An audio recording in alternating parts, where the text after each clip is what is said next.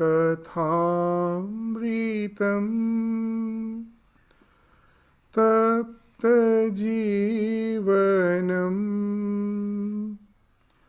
Kavibhiriritam Kalmashapaham Sravanamangalam Srimadaatatam Bhuvi Grananti Ye Bhurida Jana.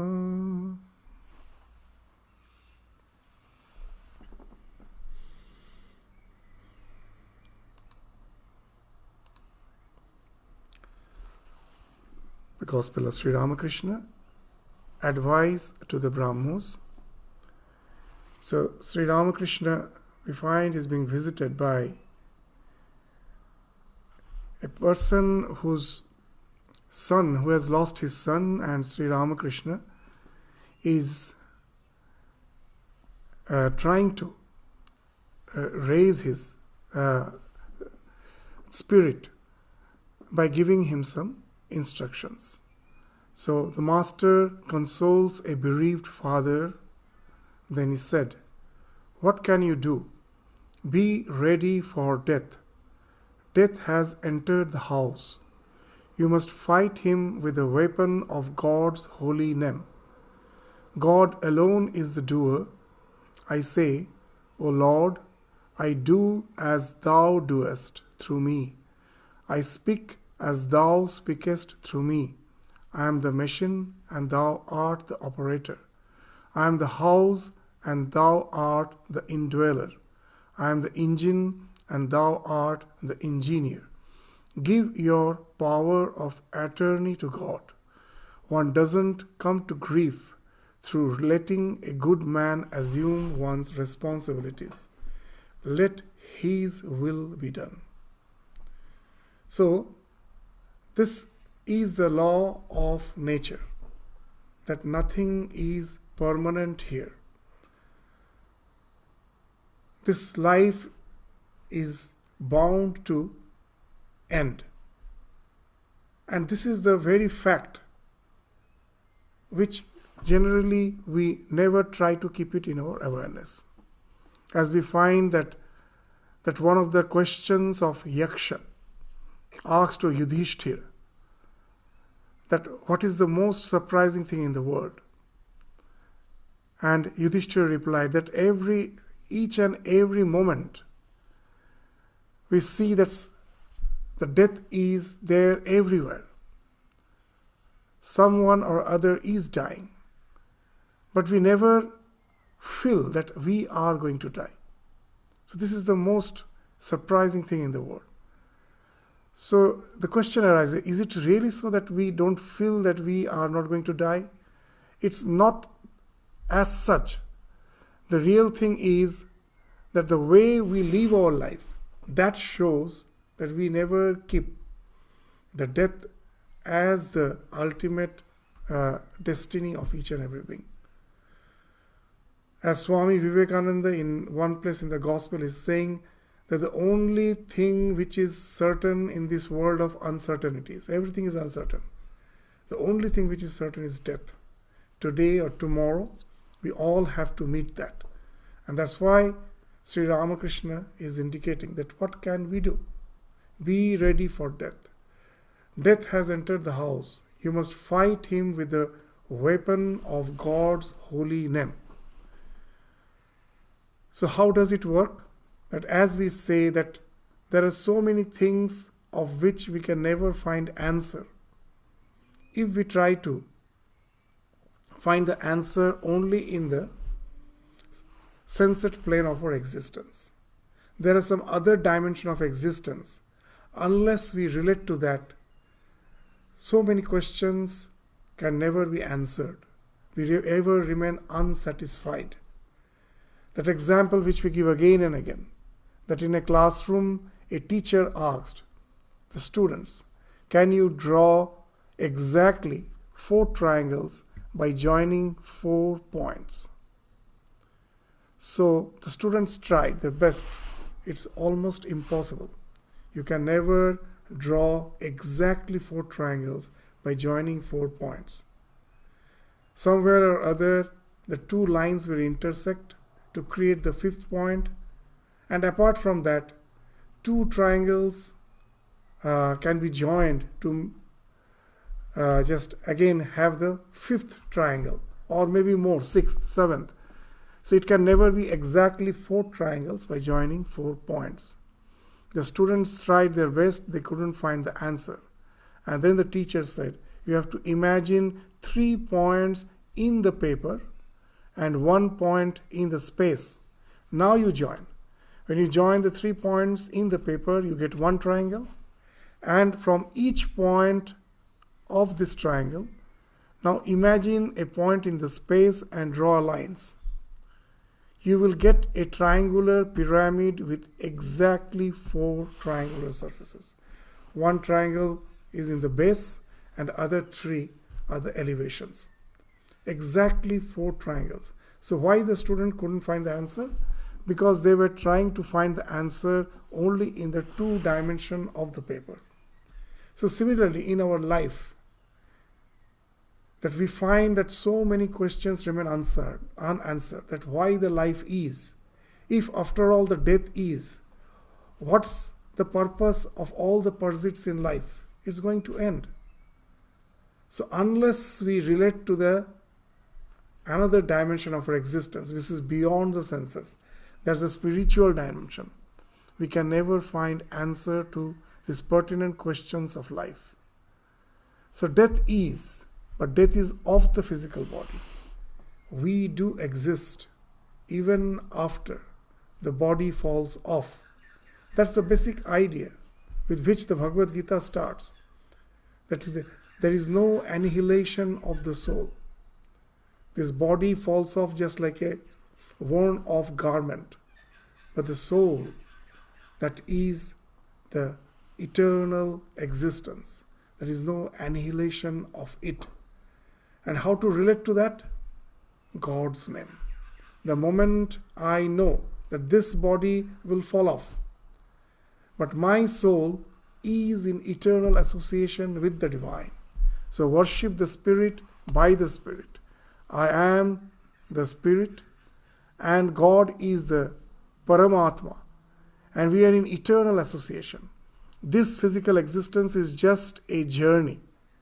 It can never speak of our destination. It is just a journey. So we are the soul.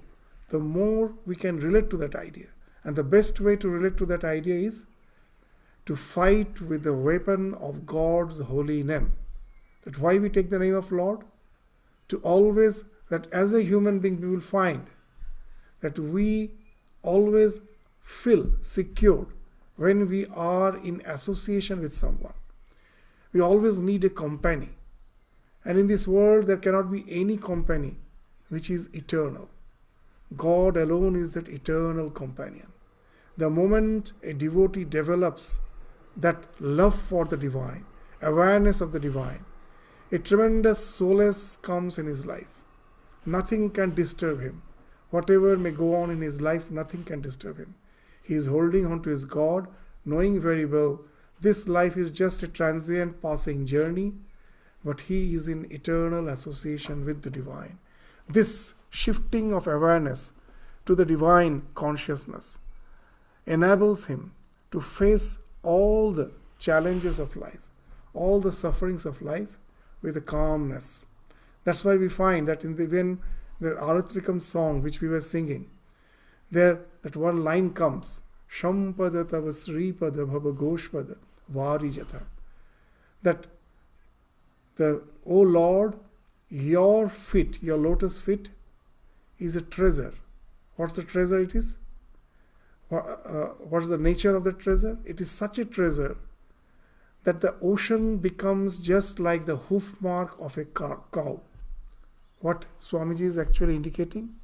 That if I have the lotus feet of the divine in my heart, then this process of transmigration, this world which seems to be unsurmountable, the challenges of life which seems to be unsurmountable, its sufferings, its lack of ultimate fulfillment, all those things appears to be like ocean. But the moment I take the Lord's name, the ocean becomes as insignificant as the hoof mark of a cow. When the cow is strolling on a wet surface, its hoof mark gets printed on the wet surface. And if the rainwater fills that hoof mark, it's very small water body. Even a frog can jump over it. What to speak of any other big creatures? Even a frog can jump over it. So it becomes that insignificant. So that's what Swamiji is saying. When I have the Lord's name in my lotus, that's Lord's feet in my heart, then the ocean of this worldliness becomes just like the hoof mark of a cow. And that's what Sri Ramakrishna is saying. Fight him with a weapon of God's holy name. God alone is the doer. I say, O Lord, I do as thou doest through me. I speak as thou speakest through me. I am the machine and thou art the operator. I am the house and thou art the indweller. I am the engine and thou art the engineer. That how this idea of always being aware of the fact that I am not the doer helps us to wade through the uncertainties of life. That we should always remember that because of ignorance, the first evolute that finds expression in this phenomenal existence is the ego.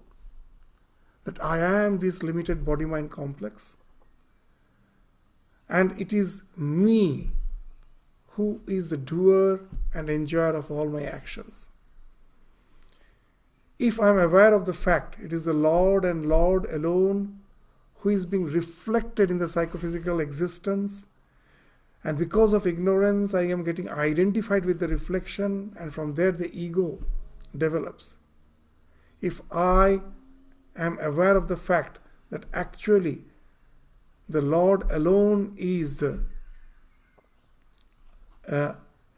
sole existence in the entire creation, it is His reflection which is working through the various body-mind complex, giving an illusion that there are so many beings. But actually it is He alone is the one who exists. He is the doer. He is the operator. The moment the idea of the karta, the doership falls, then what results from it? Sharanagati.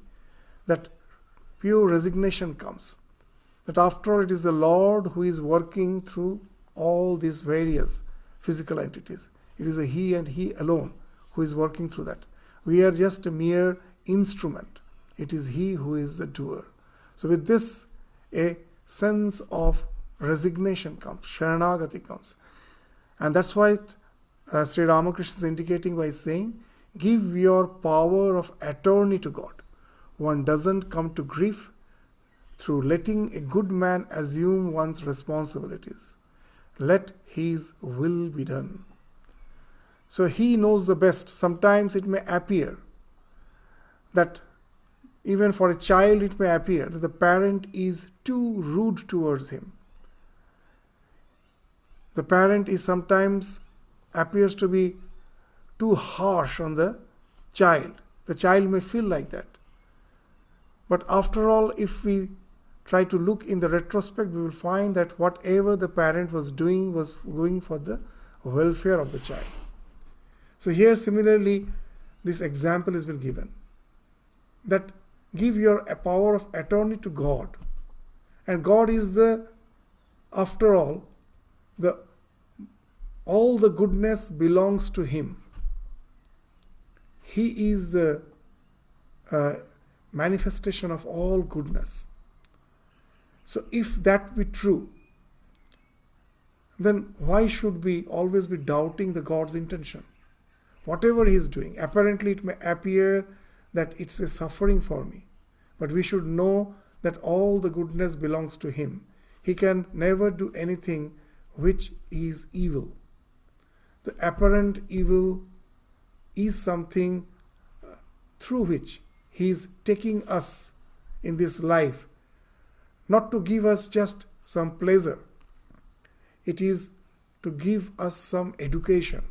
As Swami Vivekananda used to say, this world is not a pleasure garden, but it is a gymnasium where we have came to make ourselves strong. It's a gymnasium that through all these experiences, he is taking us so that we may grow in strength. So it's a process of education. It's a process of developing strength. All the challenges of life are actually like the wet in the gymnasium. In the gymnasium, to grow strong, to become stronger. To become stronger, we work against the wet. So all the challenges, sufferings, uncertainties of life are like the wet against which we have to work to become spiritually strong. That when all the challenges of life, the more and more any challenge comes, that becomes an opportunity for us to relate to the infinite dimension of our spiritual existence. And from that, by bending our attitude, by changing our orientation, then what happens? All the challenges, instead of becoming the reason for our all the gloom, it actually helps us to broaden our perspective and build our life on that broadened perspective. Instead of just throwing us in despair and gloom, it becomes an opportunity to broaden our perspective and to build our life on that broadened perspective. So, but isn't your grief of your son only natural? The son is one's own self reborn. Lakshmana ran to Ravana when the latter fell dead on the battlefield. Looking at Ravana's body, he found that every one of his bones was full of holes. Thereupon he said to Rama, "O Rama, glory be to your arrows. There is no spot in Ravana's body that they have not pierced."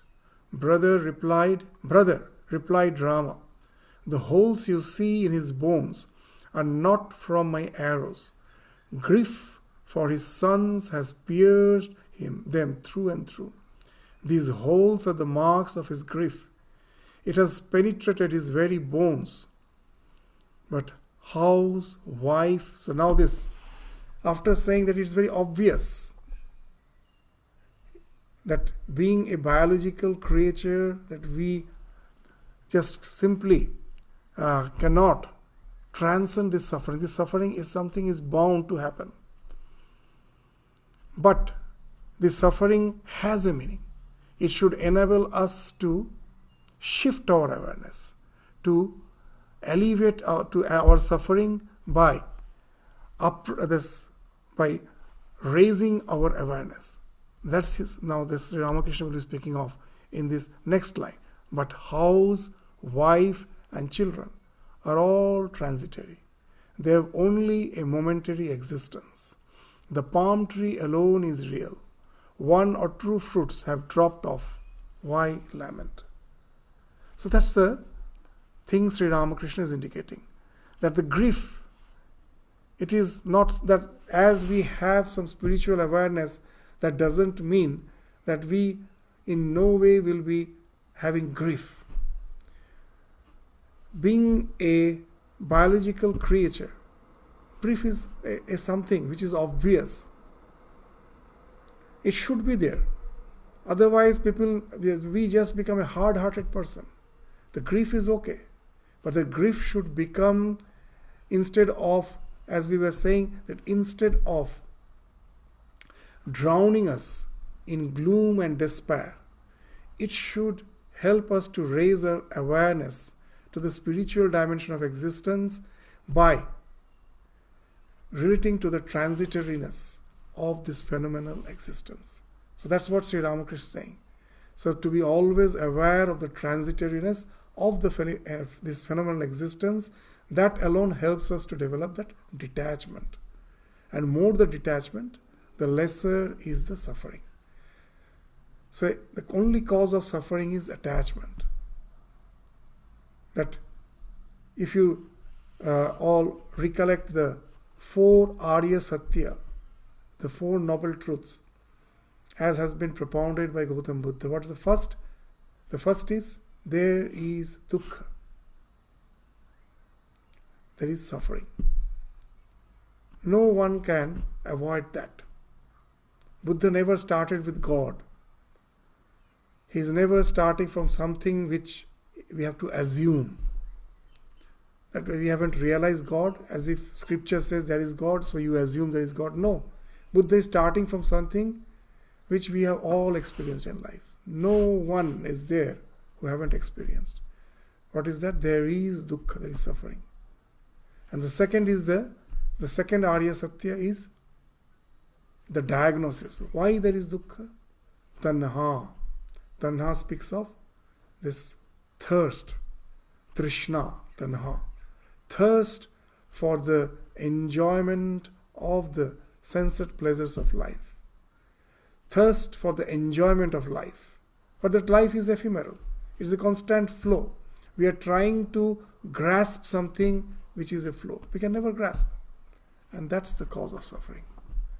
So to be aware of that. It's not that the suffering won't come. The suffering comes. But instead of just drowning in despair, we should make it an opportunity to shift our awareness about the transitoriness of the world and that way develop detachment. So that's the thing which Sri Ramakrishna is indicating. God is engaged in 3 kinds of activity: creation, preservation, and destruction. Death is inevitable.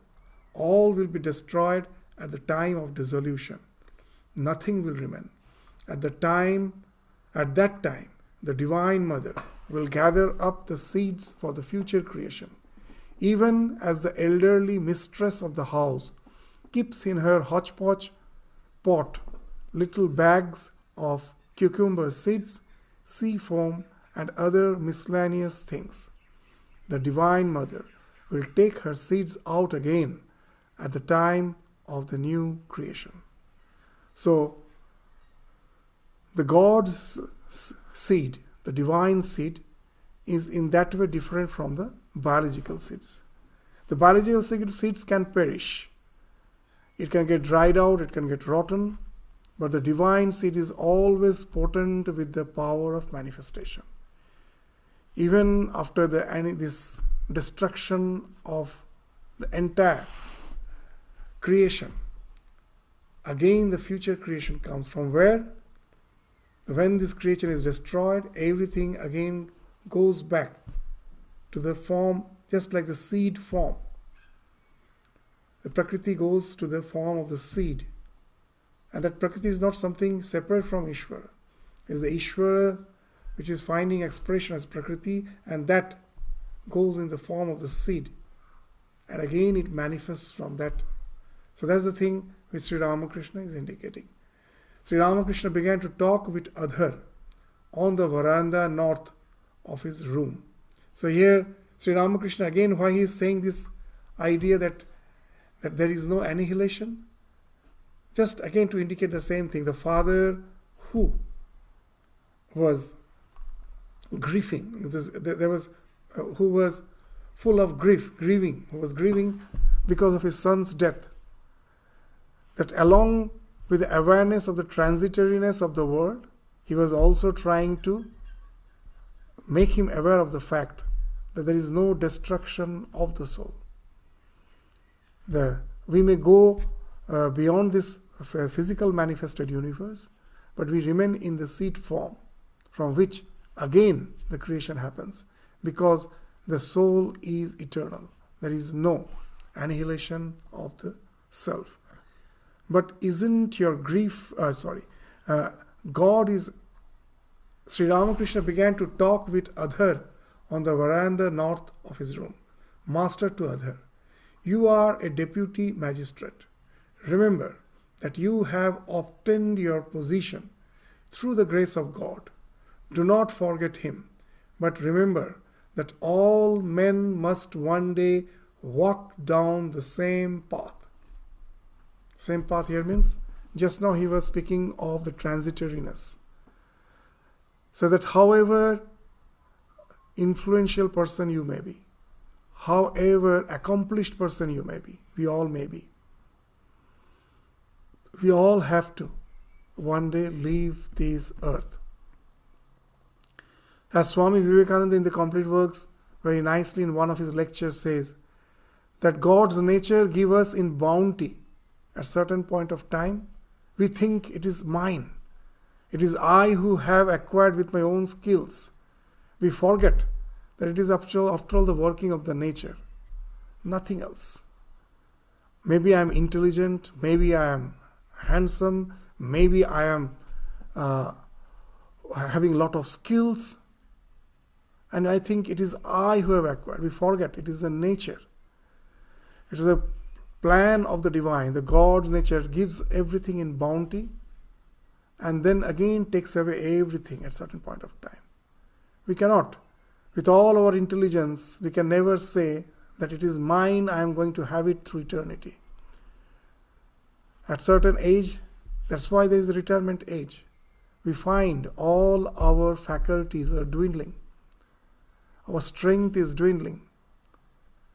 We are becoming more and more fragile.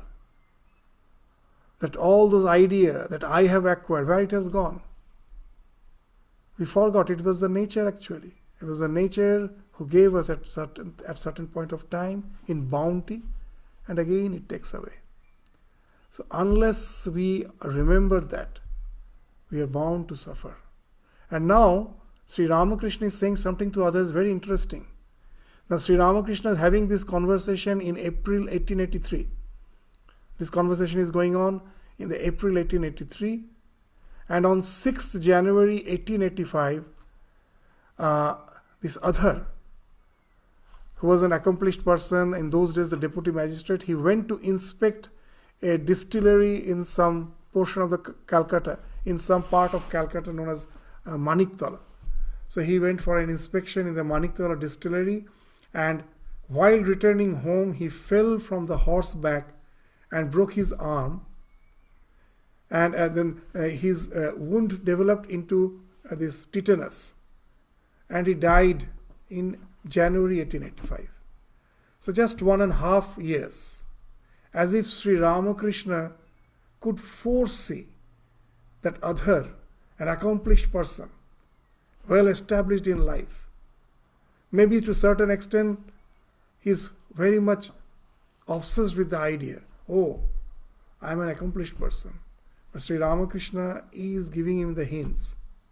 Most probably he has foreseen that he is going to meet an untimely death. And that's why he is trying to develop that awareness, that always be prepared for that. The most certain thing in this world of uncertainty, that is the death. So what Sri Ramakrishna says next, that will reflect this idea. What he's saying, we stay in the world only a couple of days. This world is our field of activity. We are born here to perform certain duties. People have their homes in the country but come to Calcutta to work. It is necessary to do a certain amount of work. This is a kind of discipline, but one must finish it speedily. While melting gold, the goldsmith uses everything, the bellows, the fan, and the pipe, so that he may have the hot fire he needs to melt the metal. After the melting is over, he relaxes and asks his attendant to prepare a smoke for him. All this time, his face has been hot and perspiring, but now he can smoke. So what he's saying? that after all, this life is transitory. But immediately we cannot just renounce everything and sit in a corner and wait for the life to be over. All our responsibilities, immediate responsibilities, has to be taken care of. But why? If the date is so certain? Because all these responsibilities are a way to develop that detachment. And that's the basic idea of Karma Yoga. That to stop activities immediately after we feel that the world is transitory is not possible. Because of the past impulse. Karma Veg, we say in Hindi. That for lives together, we took this life to be the be-all and end-all of our existence, and we were busy with the worldly pursuits. And now, when I realize that world is transitory, I cannot simply relinquish the work immediately. The past impulse, the past impetus will force us to remain engaged in work. So what we have to do? We have to take these responsibilities of life as an opportunity to practice detachment. How? That as I cannot stop the actions immediately, let it go on, but let me try to do it in a selfless way. That yes, that God has kept me in this so-called position in life with certain responsibilities. He has given me certain faculties with which these responsibilities has to be taken care of. It is He who is working through me. And once it's done, my work is over. There is no expectation for the results of that action. That what I was supposed to do as per the God's plan, I have done to the best of my ability, and there it ends. This is a process of Chitta Shuddhi. How it helps to develop the detachment? As we were indicating just now, that the impulse of the work, the tremendous sanskara, I cannot stop immediately. So what to do? Try to get rid of the desire that after all the actions till now, the driving force behind all the action, the motivation behind all the action was the desire for some worldly gains. That was the force behind all my actions. That was giving the force. Let me withdraw my desire. Let me try to do the action selflessly. Then what happens? Just as we give that example, when the fan is revolving, I just cannot stop the fan immediately. What I have to do? I have to switch off the fan. The electricity, the connection, the power which is attached to the fan, that I disconnect. I switch off. Because of its past momentum, it will go on revolving for some time. And then it stops. So, I cannot stop it immediately. It has to go on for some time. Just what I do, I switch off. So doing the action selflessly is just like switching off the fan. Switching off the fan of our psychophysical existence. The fan, we are also revolving like the fan in this cycle of birth and death. This chakra, as has been indicated by Shankaracharya, Bhagavad Pada Shankaracharya, as the cycle of avidya kama karma. From the ignorance, avidya, the desire arises. And the desire results in action. And this cycle, avidya kama karma, is going on for lives together. This cannot be stopped immediately. If I take out the karma from this triad, then the triad is bound to collapse, after this past momentum is over. The prarabdha is over, and then it falls off. And then is the time when you can now relax. So that's what Sri Ramakrishna is indicating. What is now, let us go back to the discussion. What is saying? This world is our field of activity. We are born here to perform certain duties. People have their homes in the country, but come to Calcutta to work. So here see, the idea of detachment. That I am just working, knowing well it is not my home. This is just my place for the work. And then after the work is over, I go back to my home. So it is necessary to do a certain amount of work. This is a kind of discipline. What's the discipline? To develop that chitta shuddhi. Through the work, that gradually you develop that equanimity. That when the desire factor is not there, then at last what happens? Whether I am acting or not, I become just the witness. I am no more just a part of it. I can become the witness, and even if I am working, I know it's a body-mind complex. As per its position in life, it is working, not me. I am the eternal self, the witness of all the activities. So this needs a discipline through the practice, through your karma yoga. It's a discipline. And then what happens? Then at last, when I attain that state of detachment, where I can always be the witness, just the witness of all my activities, then nothing can disturb me. I become eternally calm. All the happenings of life in no way can disturb me. So that's what he's saying. This is a kind of discipline. But one must finish it speedily.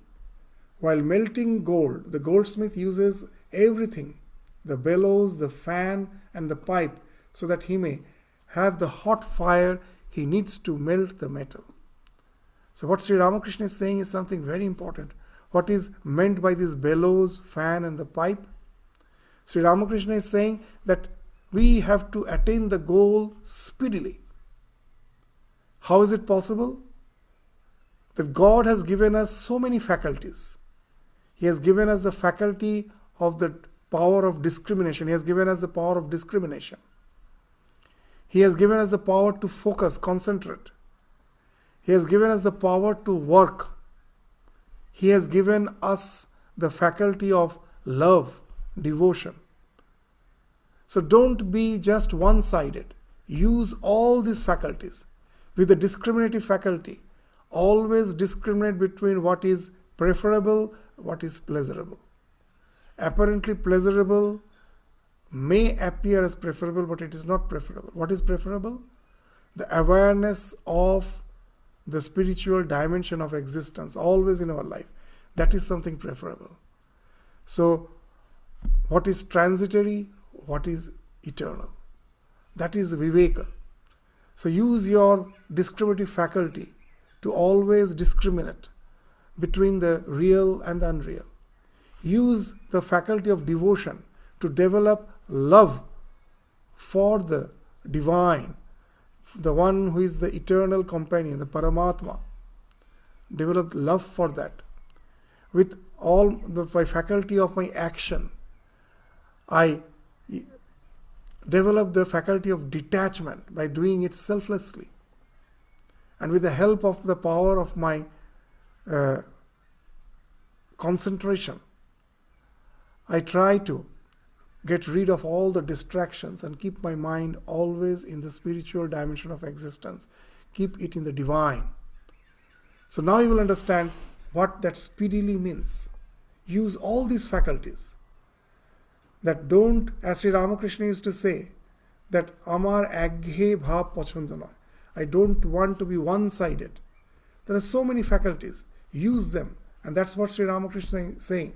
That while melting gold, the goldsmith uses everything. The bellows, the fan, and the pipe, so that he may have the hot fire he needs to melt the metal. So that was the way in the olden days the gold used to be melted. That you need that optimum temperature of the fire. how to enkindle that fire. He used to use some bellows in his, with his, there's some bellows with a paddle. That bellows has to be blown. The fan with the hand, and the pipe he's blowing with his mouth. So he's using his feet, he's using his hand, he's using his mouth, and then only he gets that optimum temperature. So that's what Sri Ramakrishna is indicating. Use all the faculty. That will ensure the acceleration in your spiritual evolution. So one must finish it speedily. While melting gold, the goldsmith uses everything, the bellows, the fan, the pipe, so that he may have the hot fire. He needs to melt the metal. After the melting is over, he relaxes and asks his attendant to prepare a smoke for him. All this time, his face has been hot and perspiring, but now he can smoke. So in Bhagavad Gita also we find this idea in the 6th chapter. Very nice sloka is there. Aru rukshor muner yogam karma karanam uchyate yoga rurasya tasyaiva shama karanam uchyate. These 2 words, Aru ruksha, yoga rura. That yoga doesn't mean the one who has been established in the yoga. That the one who is established in yoga is called yoga rura. Yoga arura. He is established, he has become perfect. And the one who is trying to ascend to that perfection is called Aru Ruksha. In Sanskrit, prefix A is used in the sense of encompassment. That I don't stop. I go on perseveringly endeavoring with patience, with perseverance, from the beginning of my spiritual journey till I attain that perfection. So that Aru Ruksha means to ascend. How ascend? Not just to some milepost. I go to the final destination. I start my journey and don't stop till I reach the final destination. As Swami used to say, that arise, awake and stop not till the goal is reached. So this idea of to stop not till the goal is reached is being indicated by the word Aru Ruksha. Very interesting. Now this Aru Ruksha, the one who is aspiring to reach the state of equanimity, for him karma is the karana. This action is the cause. He has to resort to action. How he has to do? That behind all the actions he has to be aware that in no way attachment should grow. As per the position in life, as per the responsibilities, I do all the thing as with a sense of dedication to the divine. That example which we give again and again.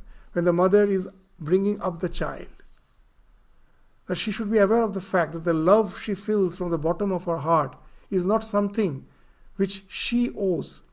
She owns. She is not the owner of that love. That it was implanted in her heart by the divine. Is there any creature where we find that the motherly love is not there?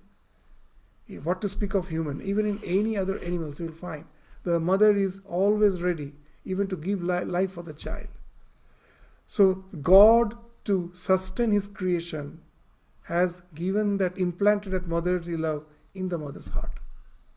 If the mother is always aware of that fact, now all his actions as per his position in life, his responsibilities to upbring the child, what will happens? That she feels I am just the channel through which the divine is working. I am just the instrument. So I am doing it selflessly. Now I can once I have this awareness, then I get a motivation to develop that selfless attitude in my upbringing of the child. When I am upbringing the child, that there shouldn't be any expectation, any attachment. I have done to the best of my ability. And when I can do it really to the perfection, that what's the indication? That I find nothing is perturbing me, nothing is disturbing me. Whatever may be the outcome, with all my effort, I try to bring up the child. Now what is the result? It doesn't bother me. because I was having no personal expectation. It was just the divine who was working through me. He's taking care of his creation through me. I'm just the channel. I've done it. So as I have repeatedly tried to keep this awareness when I was bringing up the child, I will find that in spite of all my actions, in spite of all the turmoils of the world, I can keep my mind calm. So now, the next thing, if you can do that, you have become yoga arura. It's not just by sitting in meditation that one enters a state of yoga. Even in this in the turmoil of this madness of this world, in the turmoil of this world, if we can keep the proper perspective, proper paradigm, and work on it, we can develop that calmness. And once that calmness becomes a habitual state of my existence, then whether I have action, whether I have some work to do, or I am free, that doesn't in any way matter. Even if there is some action, still nothing can disturb my calmness. I have attained to that state. When I am free from work, of course, I enjoy the tranquility of my soul. As Sri Ramakrishna used to say, that as long you have the responsibilities, with one hand hold on to God, with the other hand take care of responsibilities. Never leave hold of God, at least with one hand hold on to God. And when when your responsibilities has been taken care of, now with both hands hold on to the divine. So this holding on to the divine is the state of yoga rura. Nothing can disturb his tranquility. He has attained that state. So when it is being mentioned that prepare a smoke for him, and now previously he was perspiring, he was exhausted, now he is relaxing. That doesn't mean that in our real life that all the actions has to be forsaken to really attain that state of relaxation. It's a pure mental state. Whether our physical existence is engaged in action or not, that doesn't matter. The mind has developed that capacity to enjoy the tranquility, whatever the circumstance may be. And that's the relaxation which Sri Ramakrishna is speaking of. So, with all the activities, you develop that type of tranquility which none can disturb. Once you have done that, your work is done. Then nothing can disturb you. So you are always aware of the existence of the divine in your life, and you are always in the depth of the tranquility of your existence. You have crossed the barrier of the waves. As we say, that all these our so-called responsibilities in life, what it is like. In India, if you go to any seashore, you will find that the poor fishermen, they are adept in fishing. But they don't have big ship. They have small fishing boat. Now to catch fish, they have to go to the deep waters in the ocean. That's a very interesting sight to see. Now, they're quite adept in navigating through these wave barriers. But it's not that they go that in one attempt to the deep waters. They go to the ocean, they try to break the wave barriers. Now and then a strong wave will come and again throw them back to the shore. Again with their boat they will go down to the ocean and try to go beyond these wave barriers. They may fail once, twice, thrice, and at last they do succeed. They break these wave barriers and then go into the deep waters where the water is tranquil, and then they enjoy the fishing. So all our actions are meant for that, to break this wave barriers, which is just the shore of our existence. The more we go deeper into our existence, it is very all tranquil. To enjoy the placidity, we have to break these wave barriers.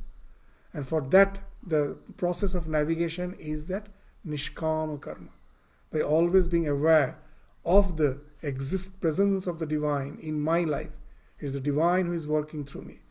It is the divine who is working through me to take care of his creation. I am just the channel of the divine love, of the divine compassion. I am just a channel. So the more we can be aware of that, the more selfless we become, more our actions becomes selfless action, the more we become detached, and the placidity of the core of my being becomes the habitual state of my existence, which nothing can disturb. So that's what Sri Ramakrishna is indicating. So one must have stern determination. Then alone is spiritual practice possible. One must make a firm resolve that I have to do it in this life. In this very life, it has to be that whenever we sit for meditation, first that resolution should be there. In this very life, I am going to attain the highest spiritual illumination. In Dakshineshwar, we find that one day someone was singing a bhajan. The lines of the bhajan is something like this, that Hari prem se lage raho re bhai, tera banat banat bani jai. Hearing that song, Sri Ramakrishna was extremely annoyed. That the meaning of the song is just that go on with your spiritual practice. Today or tomorrow, you will attain the goal. So he's saying, what do you mean by today or tomorrow? It has to be now itself. That type of tremendous resolution you should have. That's why we find even in the Yoga Sutra, they say, the same one sutra, very nice sutra is there, that all the spiritual practices which has been spoken of, that if I practice them step by step, all the practices which has been mentioned, can anyone assure me that when I am going to attain the high spiritual illumination, what the time duration it will take? And for that, in the Yoga Sutra, there is a nice sutra, Tivra Sangveganam Asanna. That the time duration is not fixed. The more intense is your determination, the more strong is your resolution, the faster we reach the goal. So as Sri Ramakrishna used to say, that the yearning is just like the red hue of the dawn. In the early morning, when the sun is yet to rise, in the dawn, I see the entire sky with that red hue. And I know it's a matter of minutes, the sun will be visible. So that's why Sri Ramakrishna is saying that yearning is just like that red hue of the dawn. Once it's there, realization is just at hand. Karatala amala kavat. It becomes just like a fruit in your hand. So that's why he's saying that you should have a stern determination. Now again we will say, let's relate. He's saying these words to Adhar. Just see, Sri Ramakrishna has foreseen that he is going to meet an untimely death. And just see how he is inspiring him. That there is no time for him. He is not saying him directly, but all his instructions is indicating that. Have that stern determination and attain that goal as early as possible. Because we don't know when the life is going to be over. So when we know that we are going to meet death, then how can we enjoy this world? Impossible. That if anyone knows that he is going to be hanged 1 week or 1 month later, and every day that when he is in the jail, every day he is being fed, he is being treated with a sumptuous meal, can he enjoy that meal? Impossible. He knows that the death is waiting for him. So actually it's the similar condition for all of us. The King Parikshit, the Bhagavatam starts with that instruction. That King Parikshit knew just 1 week time is there. And that's what he's asking when Shukadeva came.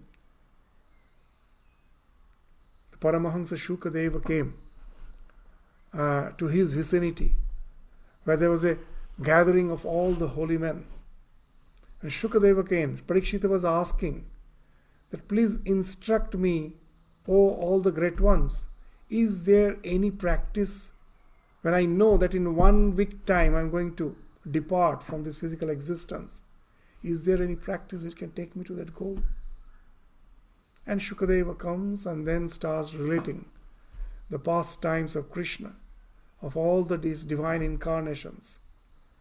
Why?